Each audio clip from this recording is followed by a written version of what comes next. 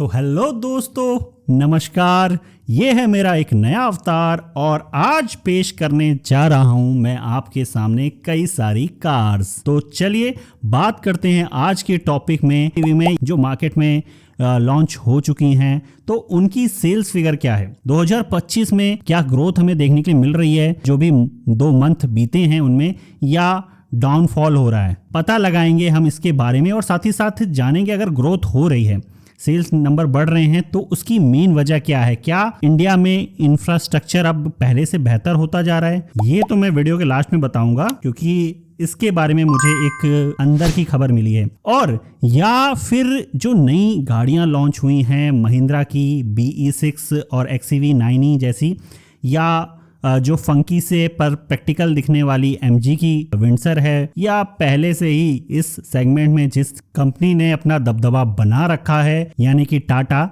उसकी मेन वजह वो है। तो चलिए देर न करते हुए जानते हैं। तो लिस्ट में पहले नंबर पे जो गाड़ी आती है वो है किया, पर पीछे से। जहां इनकी जनवरी में 47 यूनिट बिकी थी, वहां पे इन्होंने कुल सेल की है 19 फरवरी में आते आते। तो काफ़ी डाउनफॉल यहाँ देखने के लिए मिला है। हालांकि ओवरऑल मार्केट में भी जो गाड़ियां हैं जनवरी के मुकाबले फरवरी में कम ही बिकी हैं। और किया के पास वैसे भी सिर्फ 2 ही गाड़ियां हैं, और वैसे देखा जाए तो एक ही है। अभी जो दूसरी गाड़ी लॉन्च हुई है वो काफ़ी महंगी भी है, प्रीमियम सेगमेंट में भी आती है, और साथ ही साथ जो किया की EV6 है वो भी कोई बहुत सस्ती नहीं है। तो जो भी इनके पास गाड़ियाँ हैं वो ओवर बजट हो जाता है काफ़ी लोगों के लिए। तो ये वजह भी हो सकती है इनकी कम सेल्स होने की। साथ ही साथ मैं एक और नई खबर आपको बता दूं कि जो किया की EV6 है उसका एक अपडेटेड वर्जन भी जल्द मार्केट में आने वाला है। इस वजह से हो सकता है जो सेल है वो हमें कम देखने के लिए मिली है किया की। चलिए बात करते हैं नेक्स्ट ब्रांड की। नेक्स्ट ब्रांड इसमें है वॉल्वो, जिसका जनवरी में 27 यूनिट बिके थे, पर अब फरवरी आते आते 21 यूनिट ही बिके हैं। वॉल्वो के पास 2 गाड़ियां हैं EV में, XC40 और C40 रिचार्ज जैसी इनके पास लग्जरी कार्स हैं EV में।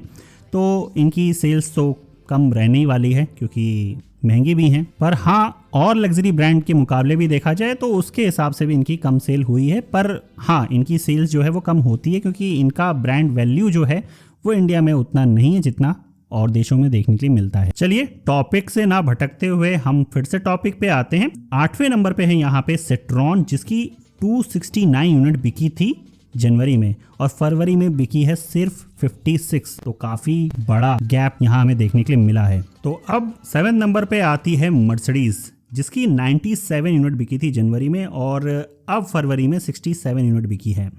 और इनके पास तो काफ़ी बड़ा लाइनअप है। इंडिया का जो नंबर 1 मार्केट शेयर है जिस कंपनी का, उससे भी ज़्यादा यानी कि टाटा से भी ज़्यादा गाड़ियां इनने लॉन्च कर रखी हैं इंडियन मार्केट में। और अब तो इलेक्ट्रिक जी वैगन भी लॉन्च कर दी है। यार इलेक्ट्रिक में जी वैगन कौन लेता है? ओह सॉरी, कुछ नमूने लेते हैं। आप लोगों को पता है अगर उनका नाम तो ज़रूर कमेंट बॉक्स में बताइएगा। तो चलिए जब तक आप कमेंट करते हैं तब तक मैं नेक्स्ट अपने लिस्ट में जो ब्रांड है उसके बारे में बात कर लेता हूं। नेक्स्ट ब्रांड है BMW, जिसने जनवरी से भी ज़्यादा सेल अपनी फरवरी में की है और एक लौता ब्रांड है जिसने अपना ग्रोथ दिखाई है। और वैसे भी BMW की सेल्स जो है वो इंडियन मार्केट में बढ़ती जा रही है, सिर्फ इलेक्ट्रिक में ही नहीं। हम यहाँ पे ओवरऑल देखें इनकी सेल्स फिगर काफ़ी बेहतर हुई है। जनवरी में जहां इनने 181 यूनिट सेल की थी, वहीं पे फरवरी में 290 यूनिट सेल कर दी है। तो 5वें नंबर पे जो इलेक्ट्रिक ब्रांड आता है वो सिर्फ इलेक्ट्रिक कार में ही डील करता है अब तक इंडिया में, वो है BYD, जिसका काफ़ी बोलबाला है। ठहर जाइए, कुछ गलत कमेंट करें आप, उससे पहले मैं बता दूं कि मैं वर्ल्ड में बात कर रहा हूं, वर्ल्ड में बोलबाला है। 313 यूनिट सेल किए इसने जनवरी में, और फरवरी में जो इसने सेल नंबर हासिल किया है वो 200, छोड़ो यार अंग्रेजी में बोल देते हैं, 254 यूनिट सेल किए हैं। हाँ, और चौथे नंबर पे जो ब्रांड है वो हैरान कर देने वाला है उसका रिजल्ट, क्योंकि उनके पास सिर्फ एक गाड़ी है, वो है महिंद्रा, जिसने 688 यूनिट सेल किए हैं जनवरी में और फरवरी में 478 यूनिट। हाँ, ग्रोथ नहीं है, ये डाउनफॉल है जनवरी के मुकाबले। पर अभी आप ठहर जाइए क्योंकि 2 गाड़ियां और इनकी लाइनअप में लगी हुई हैं, जो कि बुकिंग जिसकी स्टार्ट हो गई है, और जो 3 फेज में है, वो डिलीवरी भी स्टार्ट हो रही है, यानी कि टॉप मॉडल से स्टार्ट करेंगे और उसके बाद धीरे धीरे हर एक मॉडल को ये आपके हाथ में देने लगेंगे और उसके बाद क्या धमाल मचने वाला है वो आप अंदाज़ा लगा ही सकते हैं। और ये सेल्स फिगर देखकर भी मैं इसलिए हैरान हूँ क्योंकि इनके पास मैंने जैसे कि बताया अब तक एक ही गाड़ी थी इलेक्ट्रिक में XUV 400, पर हाँ काफ़ी हैवी डिस्काउंट इस गाड़ी पे इस समय चल रहा है।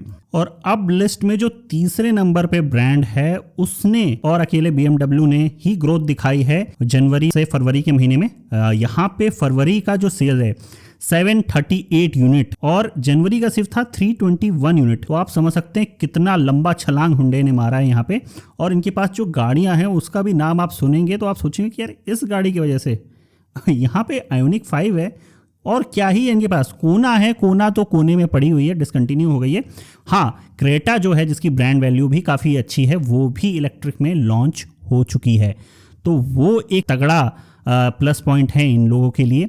और जो आयोनिक 5 है उसकी जो प्राइस है काफ़ी कम है किया की EV6 के मुकाबले जो इसकी राइवल है, क्योंकि यहाँ पे ये पूरी तरह से अब इंडिया में ही बन रही है, पर किया EV6 वहाँ पे CB यूनिट की तरह ऑफर की जाती है।